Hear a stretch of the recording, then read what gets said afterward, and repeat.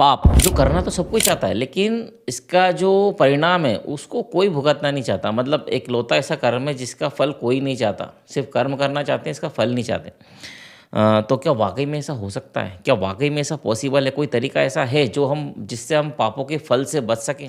तो नमस्कार, स्वागत है आपका गायत्री महाविज्ञान के 13वें वीडियो में। पिछले वीडियो में हमने बात करी थी कि पापों को 13 प्रकार के तपों से किस तरह से काट के जल्द से जल्द सफल हो। यदि आपने वो वीडियो नहीं देखा है तो आप आई बटन में से देख सकते हैं।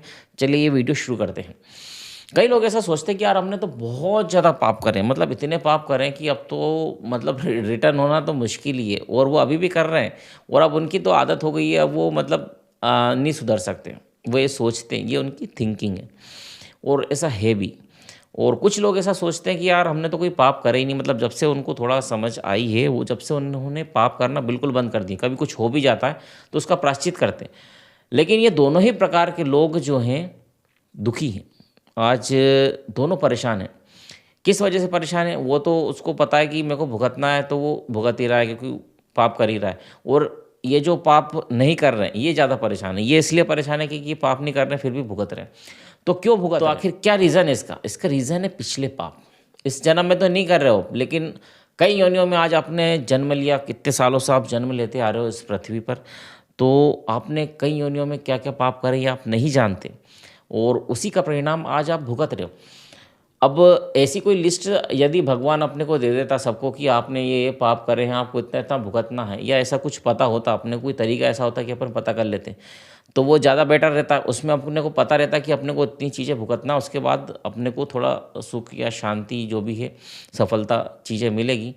पर ऐसा कुछ है नहीं, तो पता नहीं चलता है। सबसे बड़ी दिक्कत ये है। अब इसको पता लगाने का एक तरीका और है, वो ये है कि आपकी सफलता, यदि आप सफल हो रहे हैं हर चीज़ में, आपको मतलब ऐसा लगता है कि यार कोई देवी शक्ति, कुछ करा नहीं और बिल्कुल सफल होते जा रहे हैं, मेहनत कर रहे हैं उसमें सफल हो रहे हैं, कुछ करे बिगर सफल हो रहे हैं, तो ये एक आपके पिछले पूर्व जन्म के कर्म हैं जो इस जन्म में आपको फ़ायदा दे रहे हैं। मतलब आप थोड़ी सी भी मेहनत करते हो, आपको 1% मेहनत कर रहे हो 100% मिल रहा है, तो समझ लो कि यार पिछले जन्म अपने बहुत तगड़े, मतलब बहुत बढ़िया करें, इस जन्म में जिनका अपने को फ़ायदा मिल रहा है। और ऐसा भी होता है कि आप 100% मेहनत कर रहे हो और 1% फल मिल रहा है, तो उसमें आप समझ जाइए अच्छे से कि आपका पिछले जो कर्म है बहुत गड़बड़ है, बहुत ज़्यादा पाप है। यही एक तरीका है जिससे आप समझ सकते हो, और कोई तरीका तो है नहीं, क्योंकि ऐसा कोई लिखा हुआ तो आता ही नहीं कि इतने इतने आपके पाप हैं, ये आपको भुगतना है। तो तरीका यही है कि आप खूब मेहनत कर रहे हो, आपके साथ वाले उन्होंने भी वही चीज़ करी, आपने भी वही चीज़ करी, और बल्कि आपने उनसे ज़्यादा मेहनत करी, फिर भी वो आज सफल है, लेकिन आप नहीं हो पा रहे हो, आप नहीं हो पा रहे। कौन सी ऐसी शक्ति है, कौन सी ऐसी चीज़ है जो आपको सफल होने से रोक रही है? वो है आपके पाप कर्म, पिछले जन्म के, इस जन्म के नहीं है। तो क्या हो गया, पिछले जन्म के तो हैं और करोड़ों जन्मों के। उसको इस जन्म में मिटा पाना, नॉर्मल लाइफ जी के इस जन्म में मिटाना तो नामुमकिन है। पूरी ज़िंदगी बिता दोगे, नहीं मिटे। यही एक तरीका है जिससे आप पता कर सकते हैं, क्योंकि वो सफल हो गए, मेहनत आपने भी करी, आपकी मेहनत में कोई कमी नहीं है, ना ही आप में कोई कमी है। ये इस भूल में मत रहना कि आपके अंदर कोई कमी है या आपकी कोई मेहनत में कमी है। यदि आपने सच्चे मन से या सच्चे दिल से मेहनत करी है, पाप कर्म है, पिछले पूर्व जन्मों के जो पाप कर्म है जो आपको सफल होने से रोक रहे हैं, इनको आपको काटना पड़ेगा, मिटाना पड़ेगा, जब जाके आप सफल हो पाएंगे। उनके अच्छे थे इसलिए वो सफल हो गए, आपके नहीं है इसलिए आप नहीं हो पाए। और ये होता है, कुछ भी कर लो। हर देखो, मतलब बड़े से बड़े कॉलेज में बच्चे पढ़ रहे हैं, सब एक लेवल के, एक ही कॉलेज है, सब चीज़ है, सब बराबर मेहनत कर रहे हैं, लेकिन कुछ सफल हो जाते हैं और कुछ नहीं हो पाते। उसका रीज़न यही है, आप कुछ भी कर लो, कहीं चले जाओ, लेकिन जब तक आपके पाप कर्म नहीं कटेंगे आप सफल नहीं हो सकते, सुखी नहीं हो सकते। ठीक है, तो ये काटना पड़ेगा। चलो अब ये तो समझ में आ गया कि अपने पाप कर्म हैं। अभी आपका जीवन यदि आपके हिसाब से नहीं चल रहा है, कुछ जो चीज़ें आप चाहते हैं वो नहीं हो पा रही है, जो सफलताएं आप चाह रहे हैं वो नहीं मिल पा रही है, तो इसका मतलब कुछ ना कुछ आपके पाप कर्म है। अब ये तो समझ में आ गया कि कुछ पाप हैं जो इस वजह से जो अपने को सफल होने से रोक रहे हैं। तो सवाल ये उठता है कि अब इनका नाश कैसे किया जाए। मतलब समझ में तो आ गया, लेकिन अब इनका नाश भी तो करना पड़ेगा। समझ के बैठने से कुछ नहीं होगा, नाश करना पड़ेगा, तो इसके लिए कुछ करना पड़ेगा। तो पापों का नाश करने के लिए आत्मतेज की प्रचंडता चाहिए। आत्म तेज की प्रचंडता से पापों का नाश होता है। आत्म तेज क्या होता है? आत्मा का तेज। ठीक है, एक एग्जाम्पल से समझाता हूँ। देखो, मान लो ये लोहे की रोड है ना, लोहे की रोड है, इससे मैं उसको कुछ काटना है ना, मैं इसको काटना चाहता हूँ, तो मैं इस पर मारूंगा, कटेगा क्या? नहीं कटेगा। क्यों? क्योंकि ये तो रोड है, रोड से कुछ कटता है क्या? रोड से कुछ भी नहीं कटता, खाली निशान भर पड़ जाएगा थोड़ा बहुत हल्का फुल्का, लेकिन कटेगा नहीं। वहीं अगर मैं पहले मैं क्या करूँगा कि इस लोहे की शक्ति को बढ़ाऊंगा, इस रोड की शक्ति को बढ़ाऊंगा। कैसे बढ़ाऊंगा? मैं इस रोड की शक्ति को भट्टी में डालूंगा, इसको तपाऊंगा, खूब तपाऊंगा, और इसको ठोकूंगा और घिसूंगा, बार बार ठोकूंगा, बार बार घिसूंगा, तपाऊंगा, है ना। ये प्रोसेस बार बार करूंगा, बार बार तपाऊंगा, बार बार तपाऊंगा, फिर घिसूंगा, फिर ठोकूंगा, बार बार ये प्रोसेस करी जाएगी, जब जाके ये रॉड क्या बन जाएगी? तलवार। तलवार ऐसी ही बनती है ना। तलवार कैसे बनाते हैं? वो बार बार भट्टी में डालते हैं, निकालते हैं, ठोकते हैं, घिसते हैं, इस तरीके से तलवार बनती है। उसी तरीके से मैं इस रॉड के साथ करूँगा तो क्या बन जाएगा? तलवार। अब जब ये तलवार बन जाएगी, जब मैं इसको एक मारूंगा तो एक ही बार में ख़त्म। ठीक है, एक बार में ख़त्म। दुश्मन की जो सेना है उसका जो सफाया आपको करना है, तो उसके लिए आपको तलवार की ज़रूरत है, रोड से कुछ भी नहीं होगा। तो वही आपकी आत्मशक्ति के साथ करना है, वही आपके अंदर बैठी हुई आत्मा के साथ आपको करना है। पहले उसकी शक्तियों को आपको बढ़ाना पड़ेगा, जब जाके वो पाप को काटेगी। यदि शक्ति नहीं बढ़ाई, पूरा जीवन निकाल दोगे, कुछ भी नहीं कर पाएगी, कुछ नहीं कर पाएगी।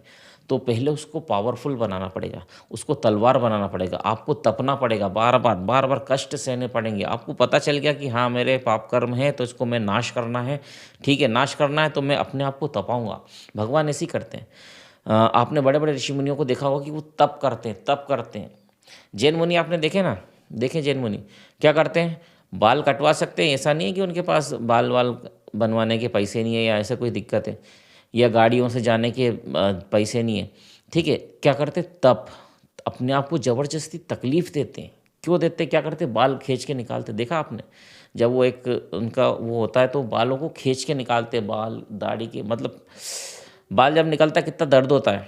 और देखा कि कई किलोमीटर पैदल जाते हैं, है ना। कितनी धूप हो, बरसात हो, ठंड हो, गर्मी हो, कुछ भी हो, लेकिन वो पैदल जाते हैं। कोई गाड़ियों की कमी है, एक बार अगर वो किसी एक जन को बोल दे तो गाड़ियों की लाइन लग जाए, लेकिन नहीं, अपने आप को तपाते हैं, बहुत सारे कष्ट अपने आप को देते हैं। आपको पागलपन लगता होगा कि यार ये क्या चीज़ है, अपने आप को कष्ट देने से मैं क्या समझदारी है, लेकिन यही होता है तप।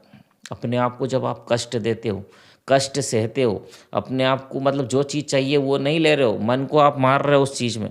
आपकी कोई इच्छा हुई, आपने मन को मना कर दिया। ठीक है, मन कुछ ना कुछ आपको बताता रहता है कि ये करो वो करो, नहीं करा, उससे क्या होता है? आपकी शक्ति बढ़ती है, आपको आपके अंदर एक अग्नि पैदा होती है।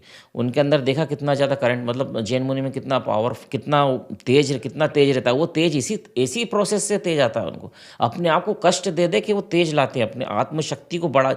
उनकी आत्मा का तेज है जो उनकी वाणी से निकलता है। ठीक है, उनकी वाणी से जो तेज निकलता है वो उनकी आत्मशक्ति का। और ये आत्मशक्ति में तेज कहाँ से आया? कष्ट सह के। उनने जो कष्ट सहे हैं उसी से ये तेज आया है।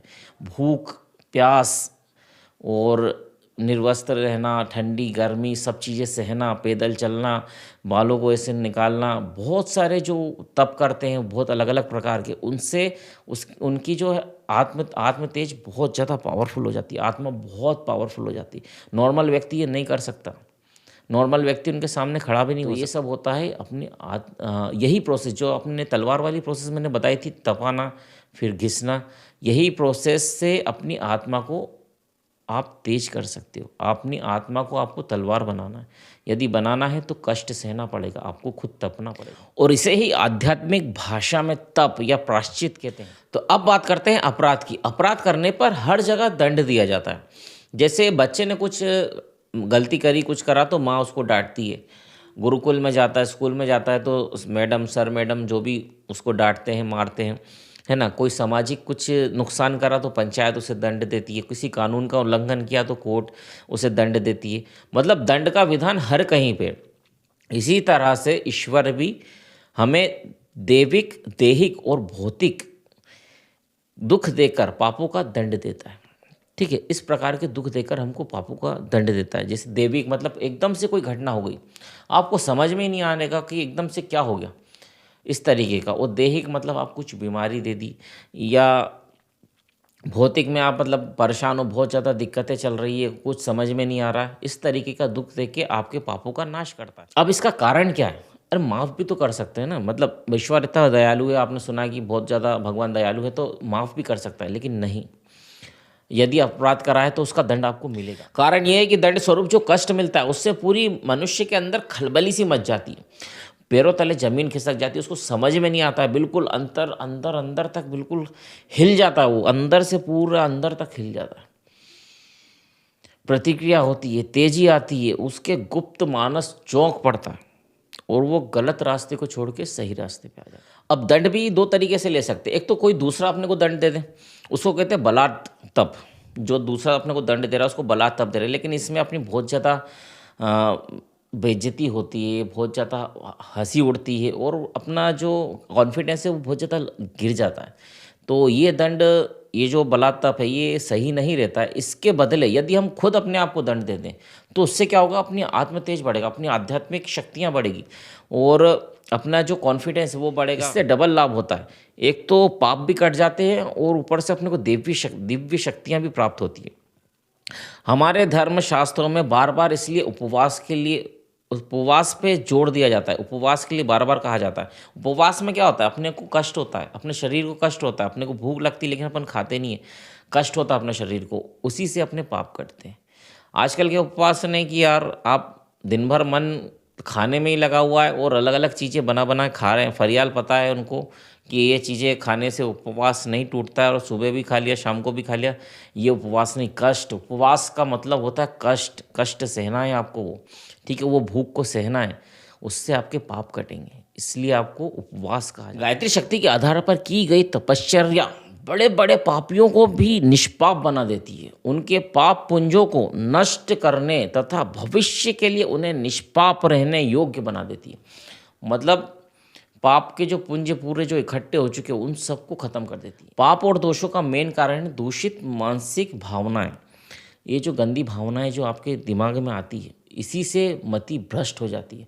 कितना ही समझदार व्यक्ति हो, आपने देखा है कि आज बड़े बड़े ज्ञानी बैठते हैं, बड़े बड़े तेज दिमाग वाले लोग हैं, लेकिन वो उनकी जो मानसिक भावनाएं बहुत ज़्यादा दूषित है, बहुत ज़्यादा गंदी है। इस वजह से वो दंड का कारण बनते हैं और गलत गलत काम करते हैं, जिस वजह से उनको ये सब भुगतना पड़ता है। इससे बचने के लिए आपको स्वाध्याय और सत्संग करना चाहिए, बहुत बड़ी बात है, ठीक है। इन सब चीज़ों से यदि आपको बचना है तो स्वाध्याय और सत्संग, ये दो तरीके हैं इनसे बचने के। स्वाध्याय मतलब सिर्फ किताबें नहीं पढ़ना, स्वाध्याय तो करना ही, शायद साथ ही गायत्री मंत्र का जाप भी करना, स्वाध्याय में गायत्री मंत्र का जाप करना, ठीक है। सत्संग तो आप जानते हैं, जो बाबाओं, जो आप वाणी सुनते हैं, किसी जो भी गुरु हैं आपके, उनकी या जो भी बाबा हैं आप अच्छे लगते हैं, उनका जो संग करते हैं उसको कहते हैं सत्संग, तो वो सुनना। ये दो तरीके हैं इन गंदी भावनाएं, दूषित भावनाओं से बचने के। तो इस वीडियो में हमने जाना कि आपके सफल ना होने का कारण आपके पाप कर्म भी हो सकते हैं, जिस वजह से आप सफल नहीं हो पा रहे हैं, आपको बार बार खींच रहे हैं पीछे आपके पाप कर्म।